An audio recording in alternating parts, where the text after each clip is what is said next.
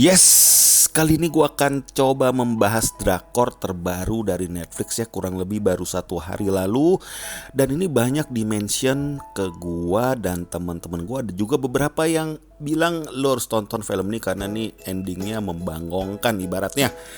Judulnya adalah Sweet and Sour, jadi manis dan asem nih. Jadi kurang lebih judul aja sebenarnya sih gini ya. Jadi gue nonton film ini karena memang ada banyak yang bilang endingnya film ini plot twist itu kayak membangongkan gitu. Jadi sepanjang gue tonton film ini ya, jadi gue merasa emang sih gue sedikit menyelidiki gitu. Jadi gue menyelidiki ada apa ya. Jadi mindset gue memang agak sedikit berubah nih. Kalau lu tanya nih, gue mau review sebenarnya. Kalau secara pure, kalau gue nggak baca atau nggak dikasih kata kunci membangongkan atau endingnya tuh sangat unik lah, endingnya juga sangat di luar dugaan, mungkin gue juga bakal bilang endingnya bakal tuh seperti unexpected gitu, yang tidak terduga lah ibaratnya. Tapi karena gue dapat bocoran itu tidak terduganya itu atau membangongkan, gue jadi tuh sepanjang film 1,5 jam tuh gue jadi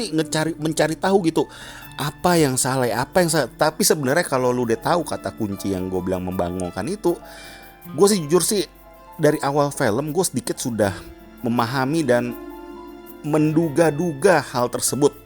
Jadi gue nih sedikit spoiler ya, kalau lu udah tonton dan juga mungkin lu mau dengerin review gue, lu mendingan stop di sini kalau misalkan lu belum nonton nih. Tapi kalau udah nonton, mari kita bahas bareng-bareng nih. Menurut gue dari awal ini kan diceritakan kan ada seorang pasien yang berbadan tambun. Terus yang di awal-awal, menurut gue di awal-awal tuh filmnya itu lebih menarik ya. Menurut gue tuh banyak unsur komedinya, yang seperti sindiran seperti dia kena sakit hepatitis, terus tetangga-tetangga di rumah sakit tersebut yang pasien-pasien di sebelahnya tuh mungkin ibaratnya tuh kamar ruang kelas 1 atau kelas 2 kali ya. Jadi kan pada ketakutan kan itu ketularan. Terus dari WhatsApp dia sama teman-temannya yang waduh ini berbicara lewat ini menular. Menurut gue tuh lucu banget di sana. Sampai yang adegan tuh yang ayahnya tuh dipinjam mobil sampai kejang-kejang. Terus dia ditelepon tuh cewek, terus dia ngangkat telepon, terus dia begitu senangnya, terus dia dobrak emak bapaknya lagi di kamar. Nah itu menurut gue bagus. Tapi ketika sang sutradara ini ngasih sesuatu hal yang maksudnya gue ngerti sih, itu pengen membingungkan dari sisi penonton. Seperti pas dikasih sepatu terus ada sepatu.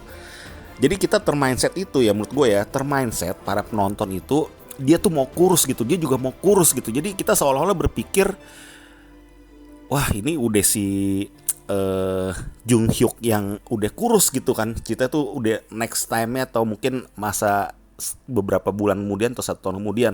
Tapi kalau lu amati ya filmnya ya, itu beberapa hal memang dikasih kata kunci sama si sutradara. Seperti misalkan gue udah sedikit curiga pas dia bilang gua mau ke Jeju, diajak temen gua, dan ada tukang pas dia udah ketemu ya, itu kan ada adegan yang selanjutnya kan, ada tukang apa souvenir atau apa kan, dia bilang oh nih kamu kan udah pernah kesini sebelumnya. Nah itu kata kunci yang sebenarnya tuh penting banget menurut gua.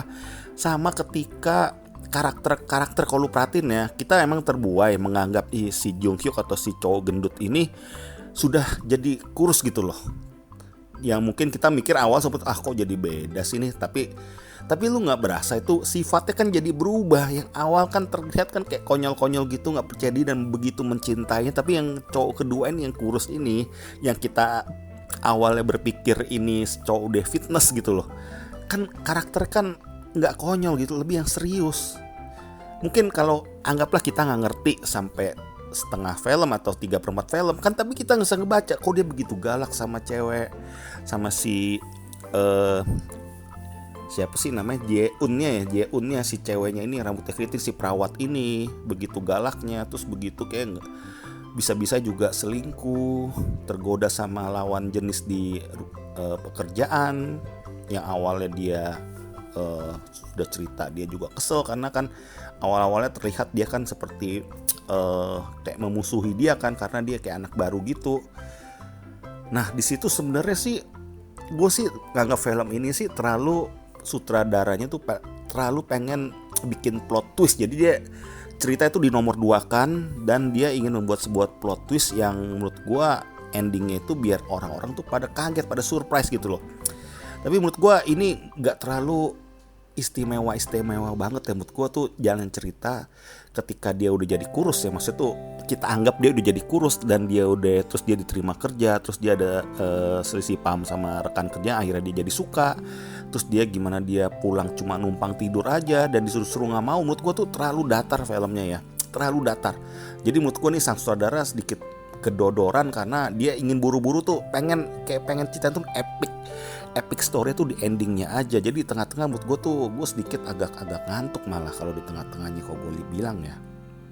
Jadi kayaknya kurang berkesan ceritanya gitu loh. Memang pesan-pesan film ini sih menurut gue yang bisa gue ambil sih positif ya. Jadi artinya adalah mungkin ini ada artinya juga, sweet and sour. Jadi kan manis dan asam. Dia ketika dia mencintai si cowok yang dia jadi jauh tinggalnya itu, tapi kan dia terbentur kayak masalah macet, jaraknya jauh.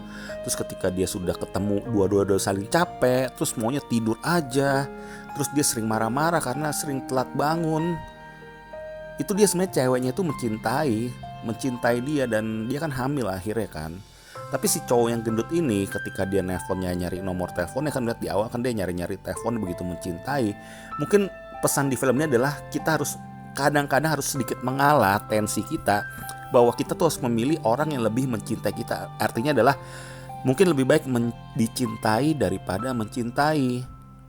Seperti itu. Tuh cowoknya sih yang kurus itu, jadi gue sebutnya tuh Jung Hyuk ya. Jung Hyuk yang kurus ya, yang udah kurus itu ya, yang sekilas kita anggap udah kurus. Itu sebenarnya dia cinta dia pengen balik ke dia, tapi dia hatinya tuh sedikit terbelah sama teman sekerjanya yang sering ketemu itu. Terus dia juga gak bisa jaga perasaan si ceweknya ini, yang ceweknya si perawat ini. Seperti itu. Terus ada satu kata kunci lagi ketika tuh si perawatnya tuh bilang, gue tuh ada pasien baru lagi loh, ketika dia tuh udah sama yang si Jung Hyuk yang kurus. Nah itu dicuekin tuh sama dia tuh. Nah dari situ gue udah feeling, wah jangan-jangan tuh kan bener kan, setelah dibuka di endingnya kan ternyata tuh kejadian 1 tahun 7 bulan lalu untuk yang si cowok yang kurus. Dia juga mantan pasiennya gitu loh, jadi perawat terus mantan pasiennya. Dan akhirnya tuh 3 bulan kemudian dia ketemu sama si cowok yang gendut ini yang namanya juga hampir mirip. Lu lihat kan pas di ending kan, ketika dia ngeliat cowoknya dia jauh, dia juga sebenarnya sedih. Dia gue dapetin cowok nih kayaknya yang gue sebenarnya belum gitu suka, tapi gue untuk pelarian mungkin ya, untuk pelarian, dan dia kayak mencintai gue apa adanya, seperti itu. Jadi dia ya seperti itulah. Tapi yang gue bingung, dia kehamilan dia nggak tahu, gue belum ngeh atau apa ya, kehamilan dia yang 4 minggu itu gimana ya, apa si cowok yang gendut itu belum tahu atau dia udah keguguran ya. Coba kalian ada teori gak tentang yang hamilnya itu? Gue karena nggak nangkep tuh pas hamilnya itu, karena gue nih nonton baru sekali dan gue belum ulang ceritanya. Di tengah-tengah itu gue agak bingung yang hamil itu deh. Apa mungkin si cowok yang gendut itu belum tahu dan itu emang perutnya emang belum terlalu besar atau apa, seperti itu sih. Tapi yang pasti film ini menurut gue nggak seperti apa yang orang-orang tuh kayaknya heboh banget bilang endingnya tuh seperti apa. Mungkin ini juga salah gue ya, karena gue udah terpaku sama kata endingnya yang unik. Jadi gue mencari tahu di sepanjang film tuh, gue jadi menebak-nebak apa yang aneh. Pasti ada suatu hal yang jadi gue bisa nebak ke arah tersebut. Kayak gitu sih. Kalau gue kasih skor nilainya ya 6 dari 10 lah. Karena menurut gue kalau sutradara tuh bikin plot cerita tuh yang seperti dari awal, yang si cowok gendut itu sama si cewek terus, tapi itu kan aromanya komedi dan lucu ya. Kalau orang yang suka komedi dan ingin film yang ibaratnya fun, ini bagus banget. Tapi ketika sudah di tengah-tengah tuh menurut gue tuh kayak genrenya tuh langsung berubah ke drama tuh yang serius banget dan menyedihkan menurut gue ya. Jadi menurut gue kalau kita awal ekspektasinya ini ke seperti yang di first impression yang sangat bagus, yaitu di film komedi, ketika di tengah seperti itu menurut gue kayak kurang bagus ya. Kurang bagus. Dan endingnya ya oke lah, cukup jenius. Tapi karena kita sudah tahu di awal maksudnya tuh endingnya tuh seperti apa, jadi kurang gitu, gimana gitu, kayak terlalu kesannya emang sutradara tuh tujuannya pengen bikin ending yang membangunkan seperti ini sih. Ya udah, paling teori gue seperti itu aja tentang film ini, atau film drakor Netflix terbaru ini, Sweet and Sour, manis dan asam. Kalau lo ada teori tentang film ini, jangan lupa lo cantumkan di komen. Jangan lupa untuk subscribe channel gue biar gue terus bisa berkarya di channel Watching Movie Channel. Oke, terima kasih. Hasta la vista.